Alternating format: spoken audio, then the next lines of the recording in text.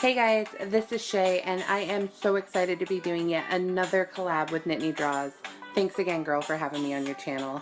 So don't forget, guys, after you're done checking out her Ariel video, head over to my channel and I'll show you how I did Ursula. Thanks, and I'll see you soon.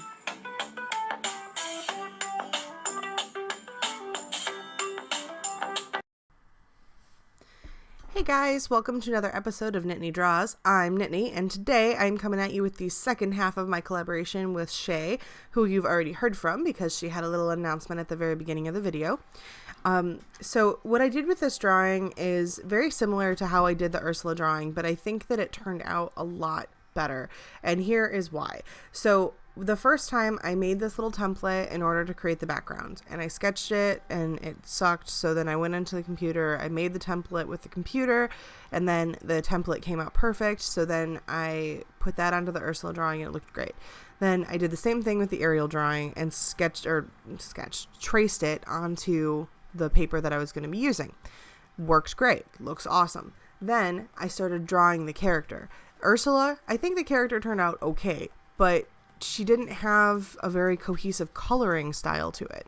This one, however, turned out awesome. I am so excited to show this. It's going to be so awesome. Okay, so I sketched this drawing out a couple of different times. I couldn't get her shoulders right. Eventually, it worked out. And also, I forgot that her hair was going to be covering a part of it anyway, so I didn't really have to perfect it, but whatever. I made it perfect, and then I covered it up with her hair.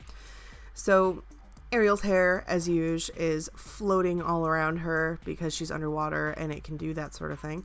And then the facial expression I was going for her, I wanted it to be really innocent in comparison to Ursula's sort of taking advantage of you sort of smile that she had going on. The little circle things, I don't know what to call those. The whole thing is inspired by Muka, and excuse me. The whole thing is inspired by Muka, and so up in the little bits and bobs, I don't know, little circles, I put things that were important to the character inside of them, and then at the top of them, I put the shell that Ursula uses to house Ariel's voice when she takes it from her, and I thought that was central to both of their plot lines together, so I included it in the same place. And then directly next to the shell, I included their sidekick. So with Ursula, it was Flotsam and Jetsam. With Ariel, it's Sebastian and Flounder. And then the next one down is the starfish. The next one down is music notes. The next one down is the trident, and then the next one after that is the seashell. And so I included all of these things because they were important to the characters. And then I inked the entire thing with micron pens this time, which was super fun. And then I filled up my pen because my pen was empty and got to work. There'll be a complete list of all of the colors and stuff that I used to create this down below in the description if you're interested in finding out what those colors were. I made them a lot more cohesive this time, and I'm really, really happy with that. The color choices that I made with the Ursula piece were sort of spur of the moment, and I probably should have made a template beforehand, but I was being a lazy bum and I didn't do it. So instead, I winged it, and winging it usually turns out not to be the best plan. So I suffered from that. But this time around, I didn't wing it. I did make a couple of thumbnails. I did create a color scheme, and because of that, this whole piece turned out 10 times better. The background on this one is heavily inspired by the songs from this movie. The top ones, like the wavy sort of thing, is inspired by Part of Your World, which is inspired by the grotto that she sings it in. I didn't include a lot of the knickknacks and stuff that she has up in there because it was just too much detail to include in the background, and I thought it would take away from the piece.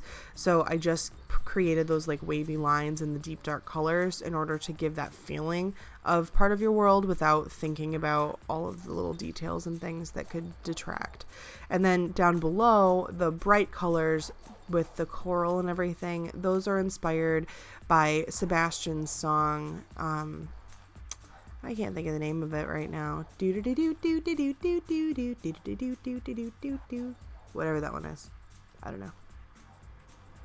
Anyway, and then I did the outline thing with this yellow color. It's my new Copic marker I just picked up when I was at the store this past week, and I love this color. It is so pretty, and it's called Maze, and it's like my new life. And so I'm putting it in the background on this one because I wanted it to feel more cohesive. I had talked about this last time during the Ursula video, that the background didn't feel like it belonged, and I think I fixed that problem by having that same gold color moving throughout the entire piece to bring it all together. And then the coral in the background is a toned down version of the same color from her hair, because I used lipstick red for her hair, and then I used coral for the coral, and that's R29 and R35. So they're super, super close in color family and in color value, like the saturation level, but the prawn and the coral is just a little bit more orange, and her hair is just a little bit more reddy. So that helped, I think.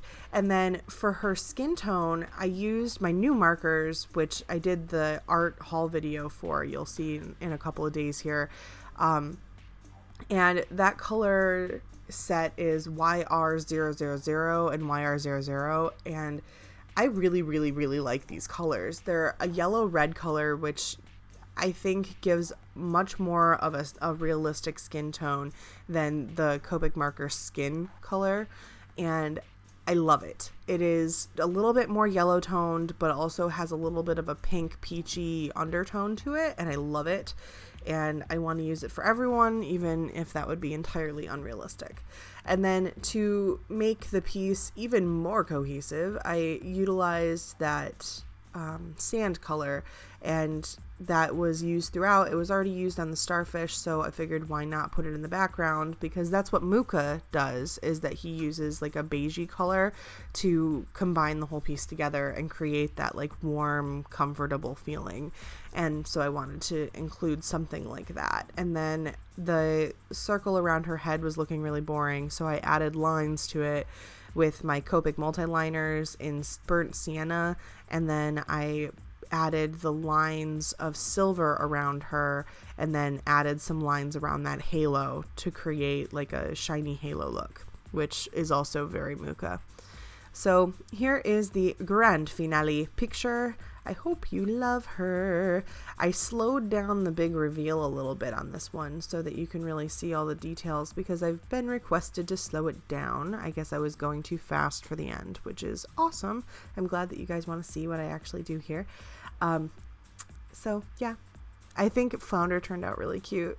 I love him. He's so cute. Oh. Okay, I'm gonna get it together. Anyway, guys, thank you so much for stopping in. Tomorrow is my birthday, so I'm going to go away and do some fun stuff. If you're interested to check out the supplies, those are going to be down below in the description. Like and subscribe if you want to see more like this, and make sure to check out Shae's channel. She collabed with me, and it was awesome, and I really, really appreciate it. And if you'd like to go to my shop, the link will be below as well. Also, there is a link on the end panel thing if you want to check it out.